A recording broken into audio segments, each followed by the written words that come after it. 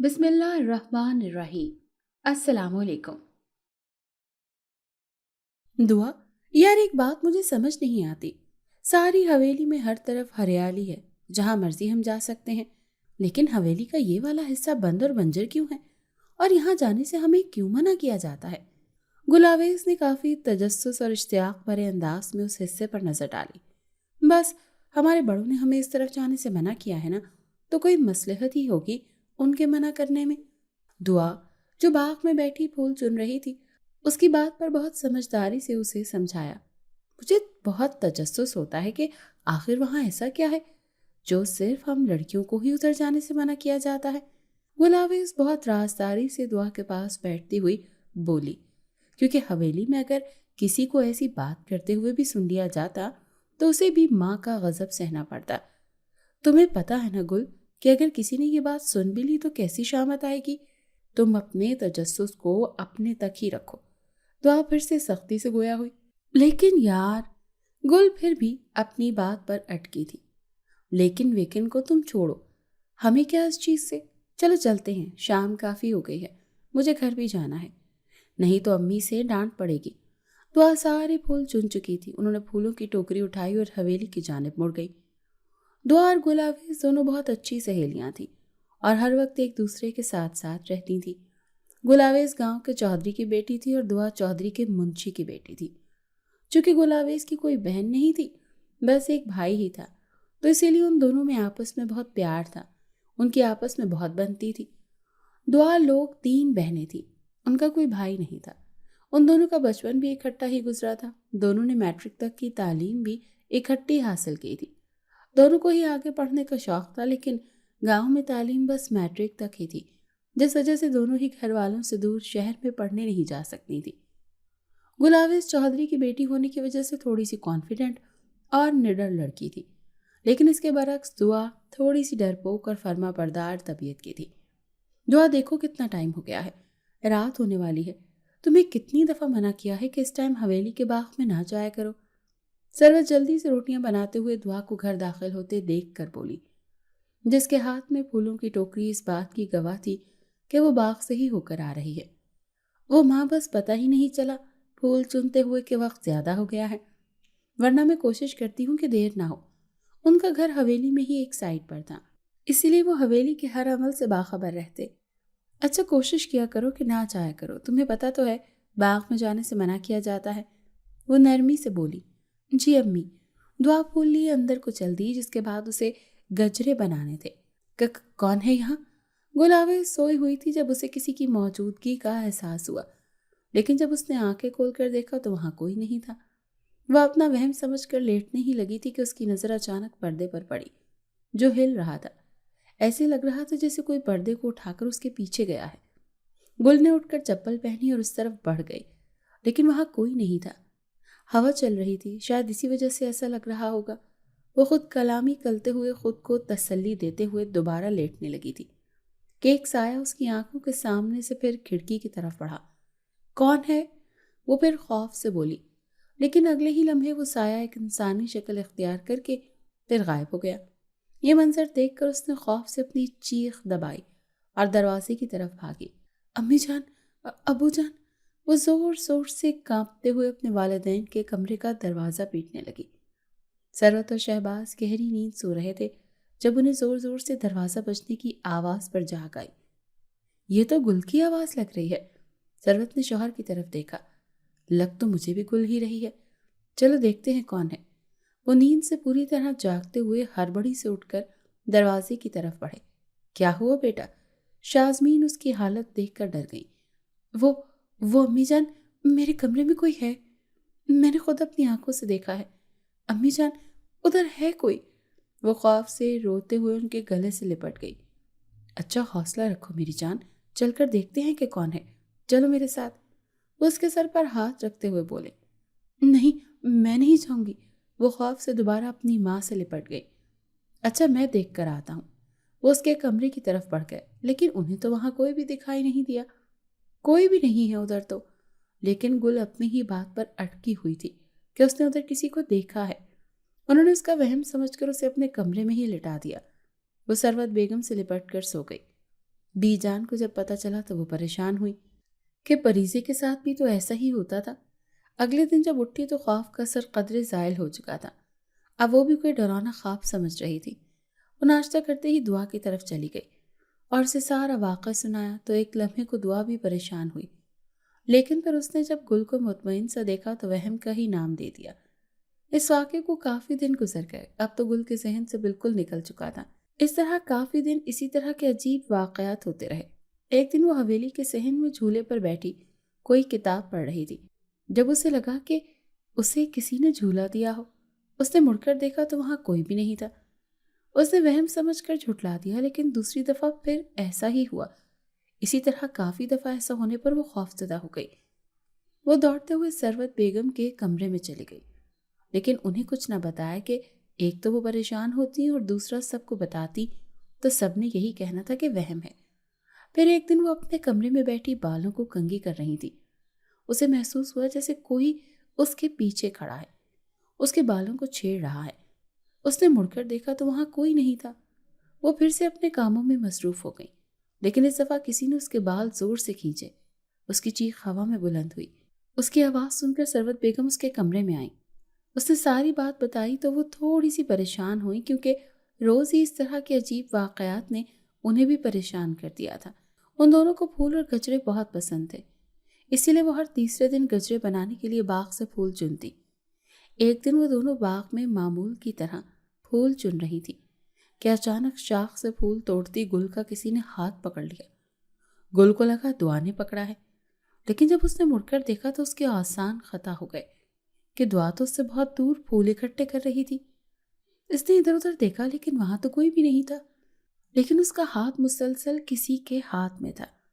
اس کی چیخیں ہوا میں بلند ہو گئیں اور وہ وہیں خوف سے بے ہوش ہو گئی۔ کیا ہوا گل؟ دعا بھاگتی ہوئی اس کی طرف آئی۔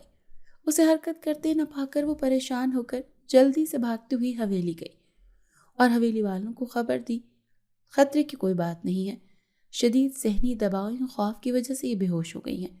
میں نے دوائی لکھ دی ہے اور انجیکشن بھی لگا دیا ہے، کچھ دیر بعد ان کو ہوش آ جائے گی، ڈاکٹر نے پیشہ ورانہ انداز میں کہا۔ پورے گاؤں میں ایک ہی ہسپتال تھا جس میں شہر سے ڈاکٹر آیا ہوا تھا۔ تمام گاؤں والے وہیں سے علاج کرواتے تھے، انہیں شہر جانے کی ضرورت نہیں پڑتی تھی۔ ابھی بھی شہباز نے سحر کو دیکھنے کے لیے اسے ہسپتال سے بلایا تھا۔ گل کو جب ہوش آیا تو وہ اپنے کمرے میں لیٹی ہوئی تھی۔ ثروت بیگم اور دعا اس کے سرہانے بیٹھی ہوئی تھی اور بی جان صوفے پر بیٹھے اس پر کچھ پڑھ کر پھونک رہی تھی۔ شہباز صاحب ڈاکٹر سے کوئی گفتگو کر رہے تھے۔ گل کیا ہوا میری شہزادی کو؟ ثروت اس کی آنکھیں کھلتے دیکھ کر اس کی طرف متوجہ ہوئی۔ امی ادھر باغ میں کوئی تھا، لیکن گل میں بھی وہیں تھی، مجھے تو کوئی دکھائی نہیں دیا وہاں، تمہارا وہم ہے۔ گل خوف سے بولی تو دعا نے نرمی سے اس کو تسلی دیتے ہوئے کہا، لیکن آج کا واقعہ انہیں بھی وہم نہ لگا۔ سبھی پریشان ہو گئے تھے۔ شہباز پریزے کے ساتھ بھی ایسے ہی ہوتا تھا، تم اسے کسی عامل کو دکھاؤ۔ اس سے پہلے کہ وہ آہستگی سے بات مکمل کیے بغیر چپ کر گئی۔ اللہ نہ کرے بی جان، وہ اولاد کی تڑپ میں بولے تو بی جان بھی بے اختیار بیٹی اور شوہر کی جدائی میں سسک اٹھی۔ تم لوگ اب سے باغ میں نہیں جاؤ گی، شہباز نے انہیں سختی سے منع کر دیا۔ اس باغ کے دوسرے حصے کی حقیقت سے باخبر تھے، اسی لیے وہ سحر کو کھونا نہیں چاہتے تھے۔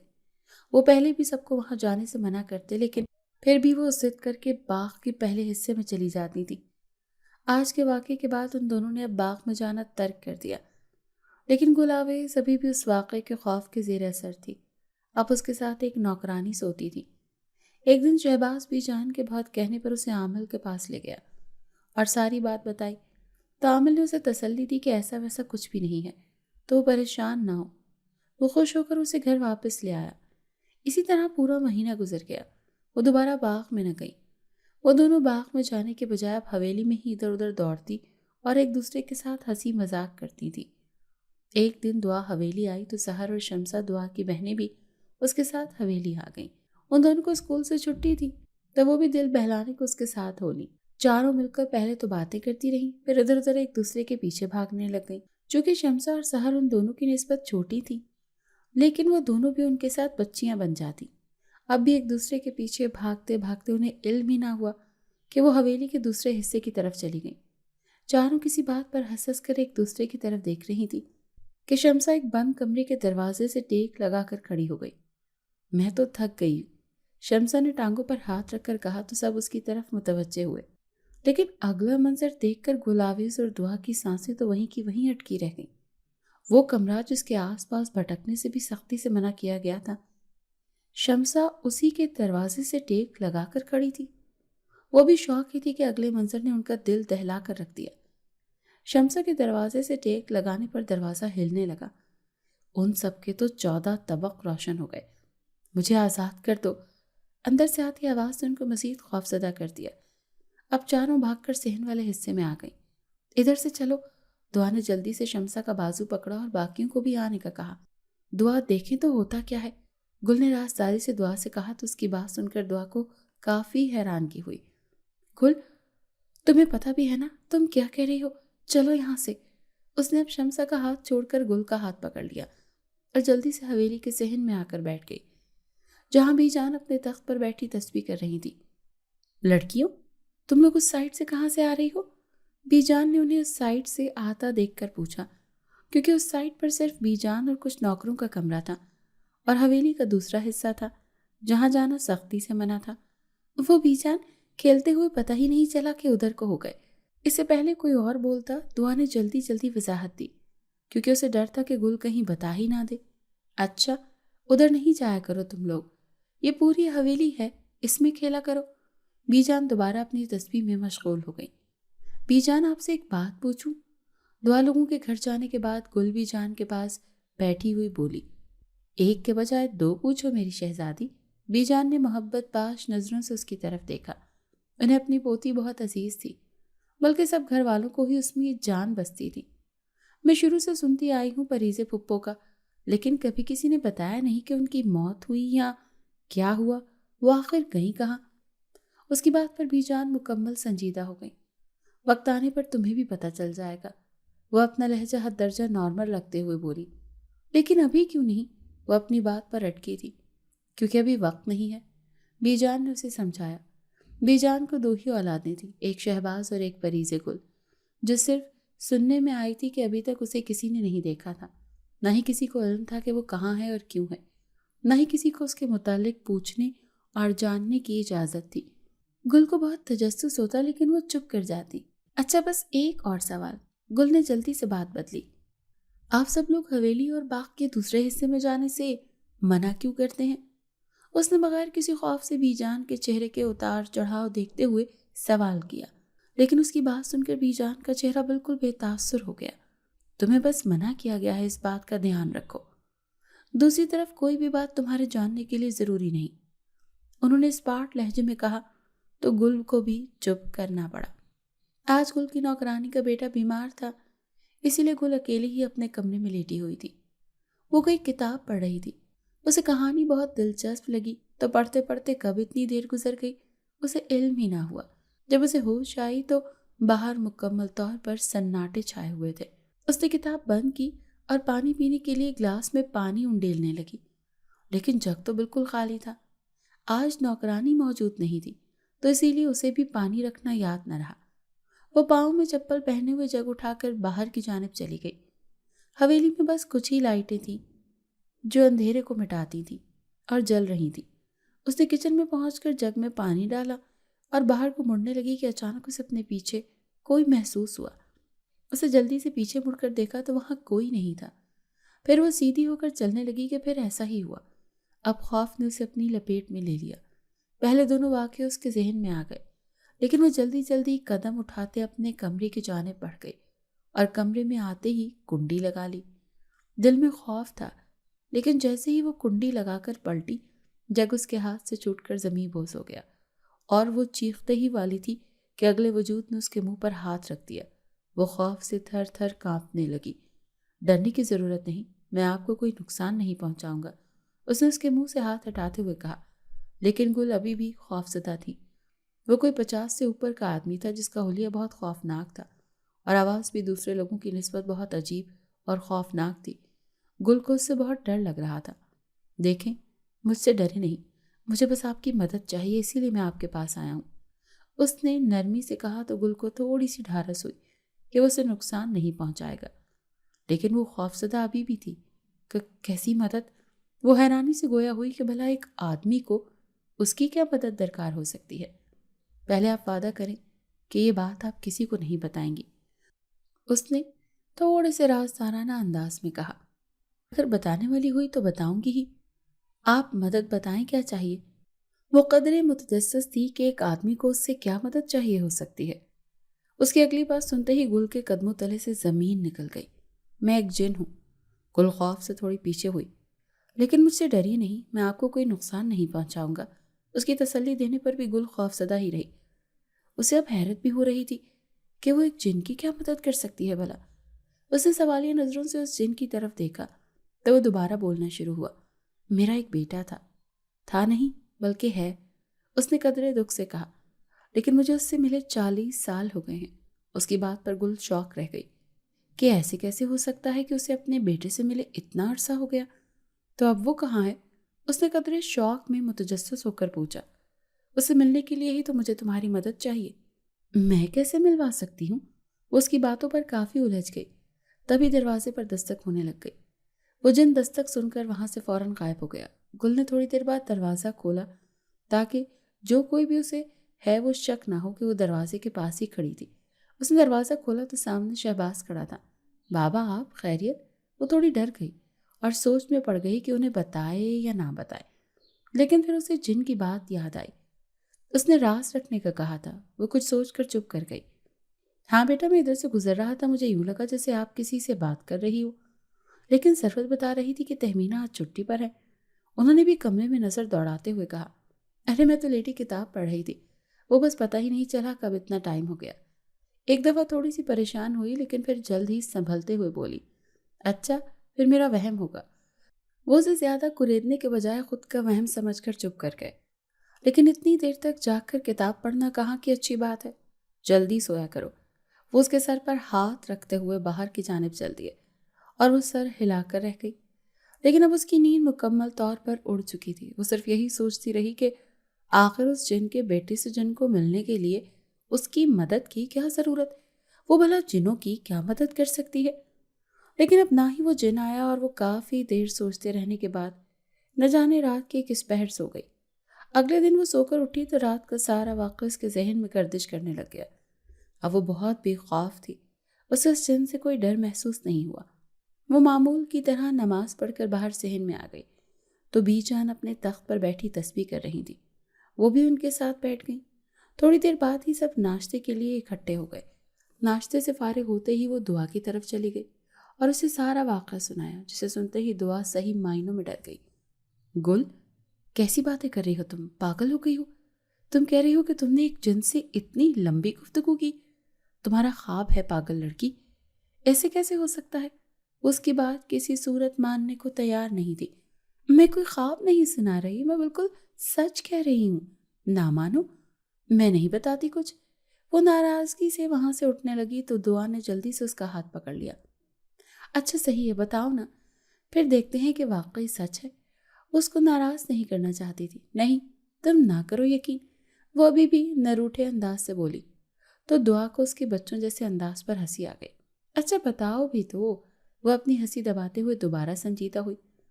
اس نے دوبارہ ساری تفصیل اس کے گوش گزار کی۔ لیکن مجھے ایک بات کی سمجھ نہیں آ رہی کہ تمہیں اس سے خوف کیوں نہیں محسوس ہوا؟ تم نے اس سے اتنی لمبی بات کیسے کر لی؟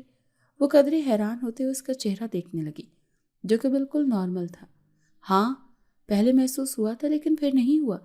تم ان باتوں کو چھوڑو، غور کرنے والی بات تو یہ ہے کہ میں اس کے بیٹے سے ملوانے میں اس کی کیا مدد کر سکتی ہوں۔ وہ سوچتے ہوئے دوبارہ گویا ہوئی۔ ہاں یار، یہ تو سوچنے والی بات ہے۔ دعا کو بھی اس کی بات پر یقین کرنا پڑا۔ اب وہ بھی کافی متجسس تھی۔ ایک تو چاچو کو بھی تبھی آنا تھا، اگلی بات تو سن لیتے۔ دعا ادھوری بات پر کافی الجھی۔ اچھا چلو اب دیکھتے ہیں، اگر اسے تمہاری مدد کی ضرورت ہے تو وہ دوبارہ بھی تم سے ضرور ملے گا نا؟ اس نے کافی حاضر جوابی سے سمجھداری سے کہا۔ ہاں وہ دوبارہ ملے گا، پھر پتہ چل جائے گا۔ وہ بھی بات کو ختم کرتے ہوئے اٹھ کر بولی اور حویلی چل دی۔ ایسے ہی 2-3 دن گزر گئے لیکن اس جن نے دوبارہ کوئی سراغ نہ دیا۔ ایک تو ہمیں تجسس میں ڈالنے آیا تھا، چاہے ویسے ہی ہمیں بیوقوف بنایا ہو، وہ دونوں حویلی میں چکر کاٹتے ہوئے آج پھر اسی موضوع پر بات کر رہی تھی تو دعا نے الجھن سے کہا، ہاں مجھے بھی اب یہی لگتا ہے۔ وہ انہی باتوں میں مشغول تھی کہ پتہ ہی نہیں چلا کہ کب حویلی کے بند حصے کی طرف چلی گئی، لیکن اگلا منظر ان کا دل دہلانے کے لیے کافی تھا۔ ابھی وہ اپنی یہی باتیں کر رہی تھی کہ اچانک بند دروازے نے دوبارہ ہلنا شروع کر دیا۔ وہ دونوں ڈر گئیں کہ وہ اس حصے میں کب پہنچی۔ کیا تم بھی وہی سوچ رہی ہو جو میں سوچ رہی ہوں؟ گل نے دعا کی طرف دیکھتے ہوئے کہا تو اس نے جلدی سے ہاں میں گردن ہلائی۔ ہاں، کیا پتہ اس جن کی باتوں کا تعلق بھی حویلی کے اسی حصے سے ہو۔ وہ آگے بڑھ گئی۔ دعا نے مزاحمت کی تو گل اسے ساتھ گھسیٹتے ہوئے دروازے تک لے گئی۔ کون ہے یہاں؟ گل نے قدرے اونچی آواز میں کہا، لیکن دروازے کا راز دیکھ کر اس کے آسان خطا ہو گئے۔ مجھے یہاں سے رہائی دلا دو، ایسا صرف تم ہی کر سکتی ہو۔ ایک انتہائی خوفناک آواز دروازے کے پیچھے سے گل سے مخاطب ہوئی تو وہ سہم گئی۔ دعا تو باقاعدہ رونے ہی لگ گئی خوف سے۔ دعا، تم چپ تو کرو، مجھے لگتا ہے یہ اسی جن کا بیٹا ہے، لیکن میں اسے کیسے آزاد کروا سکتی ہوں؟ وہ بھی تھوڑی خوفزدہ تھی لیکن خود کو نارمل کرتے ہوئے بولی کہ اچانک وہاں اسی دن والا جن نمودار ہو گیا۔ دعا نے جب اسے دیکھا تو اس کی چیخیں بلند ہونے لگیں۔ گل نے جلدی سے اس کے منہ پر ہاتھ رکھ دیا۔ دعا، ڈرو نہیں، یہ اسی دن والا جن ہے جس کے بارے میں میں نے تمہیں بتایا تھا۔ اب ہم اس سے سارا معاملہ پوچھتے ہیں، اس سے پہلے کہ کسی کو ہمارے ادھر ہونے کا پتہ چلے۔ وہ آہستگی سے دعا کو تسلی دیتے ہوئے بولی تو دعا بھی چپ ہو گئی۔ میں نے اپنے جس بیٹے کی بات کی تھی وہ اسی کمرے میں قید ہے۔ جن کی بات پر ان کے شک کی تصدیق ہو گئی۔ تو وہاں کیوں قید ہے؟ گل نے سوالیہ نظروں سے جن کی طرف دیکھا۔ اسے یہاں تمہارے دادا نے قید کیا ہے۔ لیکن میرے دادا نے ایک جن کو یہاں کیوں قید کرنا تھا؟ وہ اس جن کی بات پر کافی حیران ہوئی۔ میں بتاتا ہوں، وہ جن تفصیل سے اسے بتانے لگا۔ میں اور میرا بیٹا اسی گاؤں میں بسیرا رکھتے تھے۔ میں نے کبھی کسی کو تنگ نہیں کیا تھا، بلکہ ہر ایک کا بھلا کرتا تھا، لیکن میری موجودگی کا کسی کو علم نہ ہو سکا۔ میرا بیٹا تھوڑا بڑا ہوا تو اس نے لوگوں کو تنگ کرنا شروع کر دیا۔ وہ چوری چھپے ان کی بھیڑ بکریاں کھا جاتا اور نئے نئے طریقوں سے انہیں تنگ کرتا۔ یہ جو حویلی کا حصہ بنجر ہے نا، یہاں بھی میرے بیٹے کی وجہ سے ہریالی نہیں آتی۔ کافی عرصہ ایسا ہی گزر گیا تو ہمارے دادا جو گاؤں کے چودھری تھے، انہوں نے ایک عامل کو گاؤں بلوایا اور اسے سارے معاملے سے باخبر کیا۔ اس عامل نے اپنے عملیات سے پتہ لگایا کہ ایسے سارے کام میرا بیٹا کرتا ہے، تو اسے اپنی طاقتوں سے قید کر لیا اور اس کمرے میں بند کر دیا۔ اس کو قید سے یا تو وہ عامل رہائی دلا سکتا تھا یا تمہارے دادا کی نسل میں سے کوئی لڑکی 40 سال بعد اسے آزاد کروا سکتی تھی، اور اب 40 سال پورے ہو گئے ہیں، اور اگر اسے قید سے کوئی رہائی دلا سکتا ہے تو وہ صرف تم ہو۔ وہ گل سے مخاطب ہوتے ہوئے بولا، لیکن میں کیسے آزاد کرواؤں؟ اگر میں نے آزاد کروا دیا تو آپ کا بیٹا پھر اپنی وہی حرکتیں کرے گا۔ وہ پریشانی سے بولی کہ اگر کسی کو پتہ چل گیا تو قیامت ہی آ جائے گی۔ نہیں، وہ ایسی حرکتیں نہیں کرے گا، میں اس بات کا یقین دلاتا ہوں، وہ التجا سے بولا۔ لیکن میں اپنے بڑوں کی اجازت کے بغیر ایسے کیسے کر سکتی ہوں؟ وہ بھی بہت پریشان ہوئی۔ ہاں، اس طرح کیسے؟ جس چیز کو ہمارے بڑوں نے کیا اسے ہم ختم کر دیں۔ دعا نے بھی اس کا ساتھ دیا، لیکن ان دونوں کو یہ خوف بھی تھا کہ انکار پر وہ جنہوں نے کوئی نقصان نہ پہنچا دے۔ میں تمہارے ماں باپ کو آسانی سے قید کر کے ان کے ساتھ کچھ بھی کر سکتا ہوں، لیکن میں غلط طریقے سے کچھ نہیں کرنا چاہتا۔ وہ تھوڑی چالاکی سے گویا ہوا۔ نہیں، آپ میرے امی ابو کو کچھ نہیں کہیں گے، آپ جیسے کہیں گے میں وہی کروں گی۔ اور وہ کمزور سی لڑکی واقعی جذباتی ہو کر ڈر گئی۔ ہاں، اس دروازے پر جو تالا ہے اس پر تم اپنی انگلی 3 دفعہ پھیرو گی تو وہ تالا کھل جائے گا۔ جن نے جلدی سے اسے آگے آنے کا کہا کہ وہ مکر نہ جائے۔ نہیں گل، ایسے کیسے؟ تم دادا جی کے اصول توڑ سکتی ہو؟ دعا نے اسے روکنا چاہا، لیکن دعا، یہ میرے ماں باپ کو نقصان پہنچا دے گا۔ اس کی دھمکی سے کافی ڈر گئی تھی۔ اس نے آگے بڑھ کر اس تالے پر 3 دفعہ انگلی پھیر دی، لیکن اگلا منظر کافی دہشتناک اور خوفزدہ کرنے والا تھا۔ ایک دھماکہ سا ہوا اور وہاں سے کمرے کا نام و نشان ختم سا ہو گیا۔ وہاں سے ایک انتہائی بری شکل کا جن نمودار ہوا۔ ساری حویلی میں گویا کوہرام مچ گیا۔ سب حویلی اس حصے کی طرف بھاگے۔ گل اور دعا تو خوف کے مارے دنگ کھڑی رہ گئیں کہ یہ کیا ہو رہا ہے۔ اسے باہر نکلنے والے جن نے انتہائی دہشتناک طریقے سے ہنستے ہوئے ان دونوں کی طرف دیکھا اور دونوں باپ بیٹے وہاں سے غائب ہو گئے۔ وہ دونوں حقیقت میں ڈر گئیں۔ تب تک باقی حویلی کے باقی لوگ بھی وہاں پہنچ گئے، لیکن اگلا منظر ان کا دل دہلانے کے لیے کافی تھا۔ دعا خوف سے بے ہوش ہو چکی تھی اور گل وہاں خوف سے کھڑی پٹی پٹی نظروں سے سب دیکھ رہی تھی۔ گل بی بی نے آتے ہی گل کے منہ پر زوردار تھپڑ لگایا۔ وہ جو پہلے ہی شوق کے عالم میں اس اچانک حملے پر توازن قائم نہ رکھ سکی اور زمیں بوس ہو گئی۔ جس راز کو وہ سالوں سے دفن کرتی آئی تھی وہ اچانک اس طرح سے واضح ہو جائے گا انہوں نے تو کبھی سوچا بھی نہیں تھا۔ سروت بیگم اس کی طرف بھاگی اور اسے پکڑ کر اٹھانے لگی۔ بے ہوش ہوئی دعا بھی ادھر ہی زمیں بوس ہو گئی تھی۔ اس کی ماں بھی اس دھماکے پر آ چکی تھی اور اب دعا کی حالت دیکھ کر اس کی طرف بھاگی۔ دعا، میرا بچہ ہوش کرو۔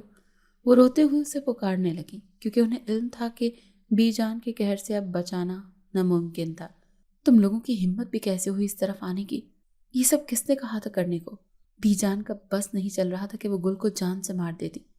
گل ان کے اس قدر شدید رد عمل پر تھوڑی سہم سی گئی تھی۔ شہباز، اپنی بیٹی کو میری نظروں سے دور لے جاؤ۔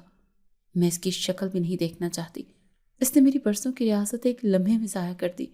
وہ اب زاروں قطار رونے لگی تھی اور گل سب ناسمجھی سے سن رہی تھی۔ کس نے ایسا کیا کر دیا جو بی جان کی برسوں کی ریاست ضائع ہو گئی؟ بی جان، حوصلہ رکھیں، سب ٹھیک ہو جائے گا۔ شہباز نے آگے بڑھ کر انہیں حوصلہ دیتے ہوئے سنبھالنے کی کوشش کی لیکن وہ زاروں قطار رو رہی تھی۔ نہیں، اب کچھ بھی ٹھیک نہیں ہوگا۔ میں اپنی پری سے کبھی نہیں مل سکوں گی، وہ کہہ کر پھر دوبارہ رونے لگ گئی۔ شہباز انہیں چپ کروانے کی صحیح کر رہا تھا لیکن ناکام رہا۔ گل ابھی بھی صدمے میں زمین پر بیٹھی اپنی بی جان کو دیکھ رہی تھی جنہوں نے کبھی آج تک اسے اف تک نہیں کہا تھا۔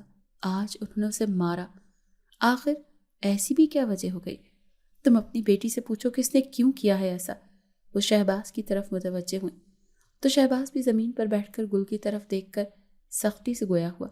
گل، یہ کیا کیا تم نے اور کس کی اجازت سے کیا؟ ان کے لہجے میں چٹانوں کی سختی تھی۔ گل کو اپنے اندر چھناکے سے کچھ ٹوٹتا ہوا محسوس ہوا۔ میں تم سے کچھ پوچھ رہا ہوں گل آویز۔ وہ دوبارہ اس کا پورا نام لیتے ہوئے بولے۔ ابو جان، اس جن نے آپ کو اور امی کو مارنے کی دھمکی دی تھی، اسی لیے میں ڈر گئی تھی، وہ کہہ کر رونے لگی۔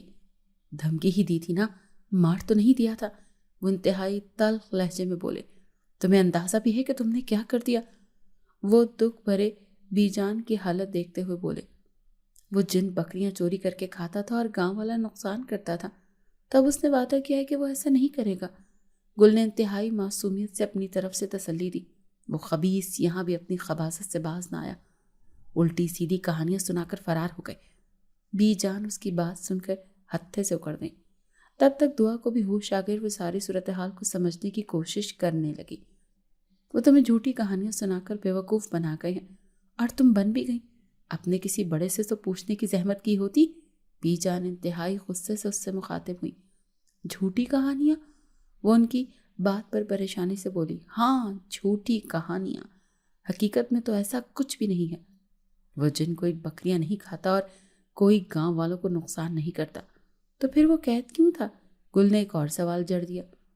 میری پری 10 سال کی تھی جب وہ اسکول جاتی تھی۔ اسکول قبرستان کے پاس ہونے کے باعث وہاں جنات کا ڈیرا تھا۔ وہ ایک دن اسکول سے گھر واپس آ رہی تھی کہ اس جن کی نظر اس پر پڑ گئی اور تبھی وہ اس پر عاشق ہو کر اس کے پیچھے پڑ گیا۔ وہ اسے مختلف طریقوں سے تنگ کرتا۔ پھر ہم پری کو ایک عامل کے پاس لے کر گئے تو اس نے بتایا کہ ایک جن اس پر عاشق ہے اور وہ اسے ایسے کرتا ہے۔ اس نے اس جن کا توڑ بتایا تو اس پر عمل کرنے سے پہلے ہی ایک دن یہ پری کو اٹھا کر لے گیا۔ اس کے بعد ہم پری سے کبھی نہیں ملے۔